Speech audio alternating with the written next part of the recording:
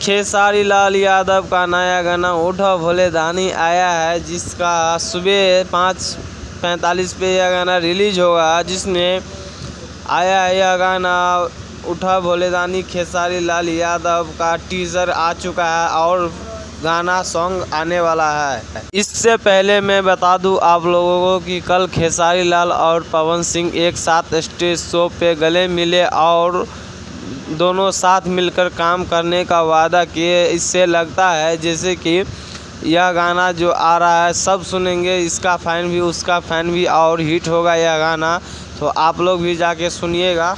अब दोनों शेर एक साथ हो गए हैं, दोनों का गाना खूब चलेंगे और सारे यूट्यूबर और जितना भी लड़ाने वाला थे उसका धंधा गया। लेकिन खेसारी लाल और पवन सिंह का गाना हो या फिल्म अब अच्छी तरह से चलेंगे। इसमें आप लोग देख सकते हैं इसी सब टीम के साथ फ़ोटो